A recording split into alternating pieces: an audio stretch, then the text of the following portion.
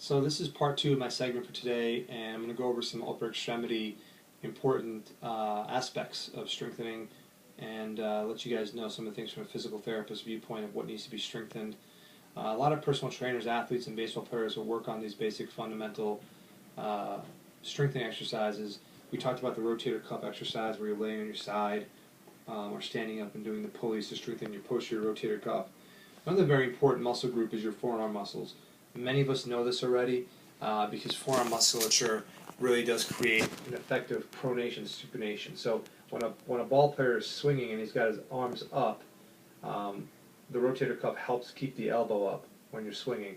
And as you're driving through the ball, what you want to do is you want to create as long of an arm from the bat and your arm so you have what we call angular velocity. So if I'm swinging and I have a bat in my hand and I swing out here, that point of contact where your wrist turns over the ball, where you're doing that kind of motion, you want to have the longest lever arm you possibly can have. And that lever arm has to be strong, so you need your deltoid muscles, your rotator cuff muscles, and a very important aspect of your forearm muscles to be very strong to support the lever as it's turning over the wrist. So when you swing in softball, the ball is coming in an arc, so you have to meet the ball at the perfect point and then turn that ball over. So it either goes, if you turn it over a little bit late, obviously you're going to hit a fly ball or a high fly ball. And if you turn it over perfectly, you're going to hit your typical line drive. If you turn it over a little bit sooner, you're going to hit a ground ball depending on where the pitch is pitched. But generally in softball, the key thing is to make sure you meet the turning, the angular velocity met with the turn and the strength at the same moment to get that perfect line drive. Because in softball, the key is to really make sure the line drive gets over your infielders into the outfield, preferably in an area where there's not a fielder so you can take extra bases. But the actual importance of keeping your elbows up with your rotator cuff strong, your forearm muscles strong, and being here and able to come through the zone, turn your wrist over and make sure this muscle is strong. There's two components. There's the eccentric, there's a concentric component of the forearm muscle and the eccentric component on this hand. Concentric and eccentric. Concentric means the muscle shortens with power, so you do a concentric motion. And an eccentric motion means that you're bringing it down slow and the muscle's actually doing a slow down or a slow reversal of it. The key thing is to strengthen eccentrically. So when you're doing dumbbell exercises and you're rolling up, we used to do the old ropes back in the day, you're doing exercises where you're lifting a dumbbell up, you want to make sure that come down part, the slow come down part, is full. So for example, the dumbbell's here, I'm raising up here, on the way down, it should be nice and slow. And don't be afraid to use heavy weights. You should use heavy weights. And don't use them in the beginning. You have to build up to it for the first couple of times. So build up those forearm strength. Build up the forearm strength this way. This is called radial deviation, which helps to develop some of the muscles here. And also when you're doing curls, this is called a regular curl for your biceps, which we talked about before. And you doing a curl like this works your brachialis muscle. Your brachialis muscle is a small muscle group that is in your elbow and actually helps create stability in your humerus bone, so that way when this particular group of muscles here in your forearm turns over, the power can be elicited smoothly through the hand turnover.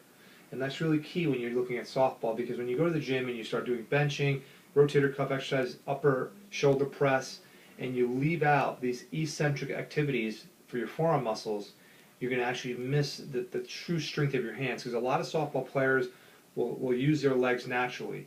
But some softball players have a natural gift of having a tremendous amount of upper extremity strength and can really hit the ball with their hands strong.